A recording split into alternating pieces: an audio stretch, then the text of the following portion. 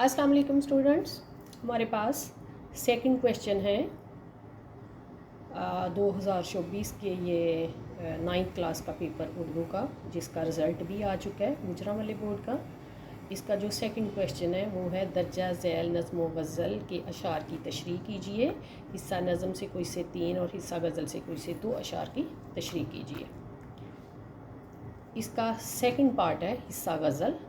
मैं जो बोला कहा कि ये आवाज़ उसी हराना राग की सी है, यानी ये पहला शेर है उसका जिसकी हम तशरीह करते हैं। सबसे पहले हम क्या करेंगे, अपनी आंसर शीट को दोनों तरफ से टर्न करेंगे एक मार्जिन लाइन बनाने के लिए। एंड पे जब हम पेपर कर लें, अगर हमारे पास टाइम हो तो हम यहाँ पे लाइनें लगा सकते हैं, नहीं है तो कोई हर्ज नहीं है, चूँकि मार्जिन लाइन हमारे पास आ गई।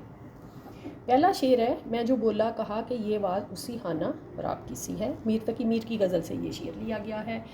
शेर लिखने के बाद अगर हमारे पास टाइम है तो हम शेर लिखेंगे, टाइम नहीं है तो हम शेर का सिर्फ नंबर देंगे। ठीक हो गया। उसके बाद हमने लिखना है मफ़हूम।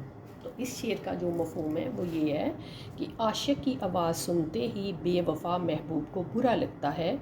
वो कहता है कि ये आवाज़ तो उसी तबाह बर्बाद शख्स की है। जब हम तशरीह करते हैं तो तबाह बर्बाद से मुराद यहाँ पर आवारा के मायने में आएगा।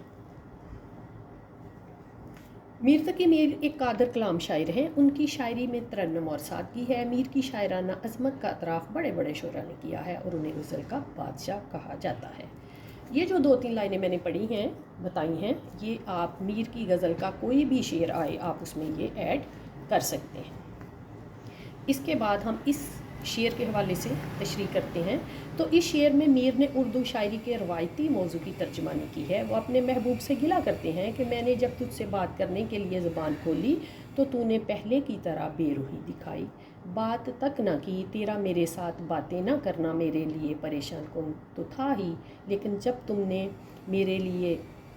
तुमने ये कहा कि ये आवाज़ उसी आवारा परेशान आशिक की है, मेरे लिए ये बर्दाश्त करना मुश्किल हो गया है। मेरी आवाज़ सुनकर कोई जवाब ना देना और बेरुखी का इजहार करना तो एक तरफ, शायर का कहना है कि महबूब का मुझे आवारा मजाज के नाम से पुकारना मेरे लिए मज़ीद दुख और तकलीफ़ का बाइस बना है।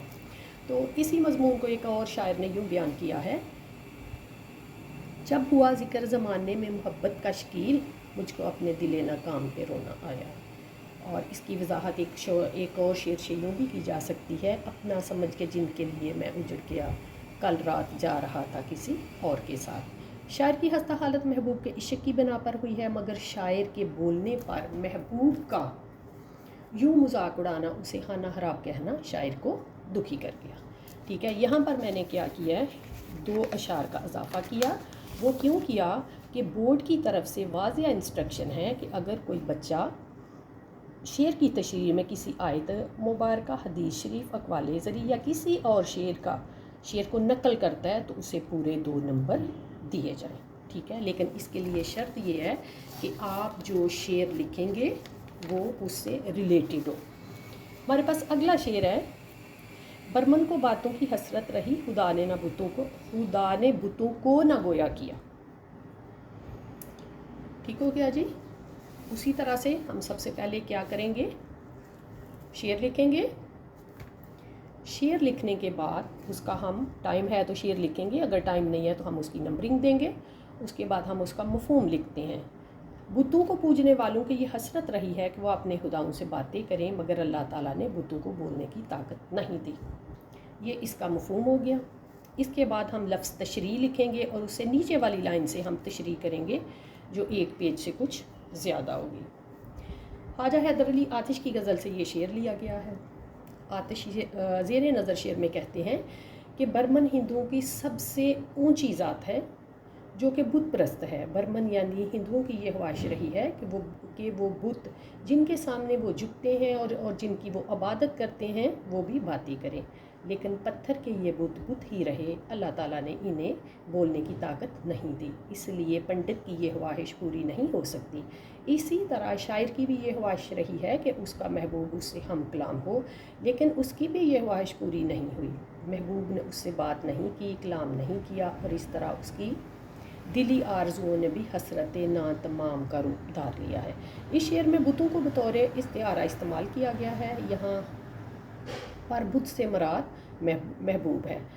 تو اس شعر کی وضاحت کسی اور شاعر نے اس طرح سے کی ہے کہ مجھ سے تو فرط محبت میں ہوئے تھے سجدے، تجھ سے یہ کس نے کہا کہ خدا ہو جانا۔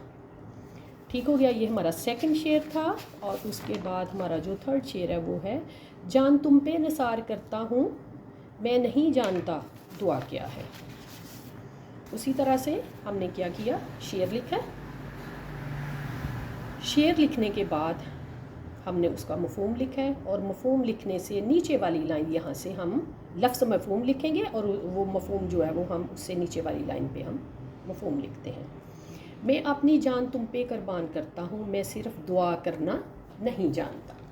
اس کے بعد لفظ تشریح لکھیں گے، اور یہاں سے ہم جو ہے وہ تشریح شروع کر دیتے ہیں۔ غالب کی غزل سے یہ شعر لیا گیا ہے، ٹھیک ہے۔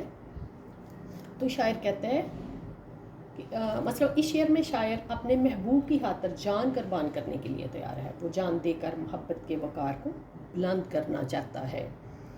شاعر اپنے محبوب سے مخاطب ہو کر کہتا ہے کہ دنیا میں اور بھی بہت لوگ ہوں گے جو تم سے اپنی چاہت کا دعویٰ کرتے ہوں گے، جو تم سے محبت کرتے ہوں گے، لیکن شاعر کہتا ہے کہ وہ صرف زبانی باتوں سے کام چلاتے ہیں، میں تمہیں صرف دعا دینے کا قائل نہیں ہوں، بلکہ تمہاری خواہش کے لیے اپنی جان تک قربان کرنے کے لیے تیار ہوں۔ میں تمہیں حاصل کرنے کے لیے رات دن دعائیں مانگتا ہوں۔ میں دعا کی اہمیت سے نا واقف ہوں، یعنی میں دعا کی اہمیت سے واقف نہیں ہوں، لیکن مجھے پوری امید ہے کہ میری دعا ضائع نہیں جائے گی، اللہ تعالیٰ اسے قبول فرمائیں گے، اور میرا محبوب مجھے کبھی نہ کبھی ضرور ملے گا۔ جس طرح ہر محبت کرنے والا اپنے محبوب کے لیے ہر قربانی دینے کے لیے تیار ہوتا ہے، اسی طرح اس شعر میں بھی شاعر اپنے محبوب پر اپنی جان قربان کرنے کا اعلان کرتا ہے، وہ صرف دعا دینے پر ہی اکتفا نہیں کرتا۔ یہ اس کی تشریح ہو گئی۔ اور ایک اور شاعر نے اس مضمون کی وضاحت کچھ یوں کی ہے کہ سب کو پیاری ہے زندگی، لیکن تم ہمیں زندگی سے بھی پیارے ہو۔ ٹھیک ہو گیا جی، یہ ہمارے جو 3 اشعار تھے حصہ غزل کے، یہ یہاں پر مکمل ہوتے ہیں۔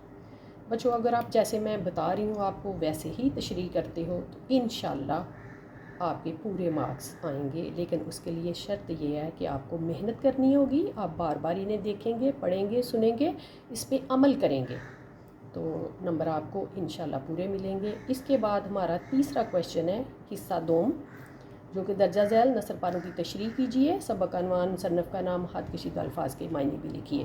تو اگلی ویڈیو میں انشاءاللہ میں آپ کے ساتھ کویشچن نمبر 3 جو ہے وہ شیئر کرتی ہوں۔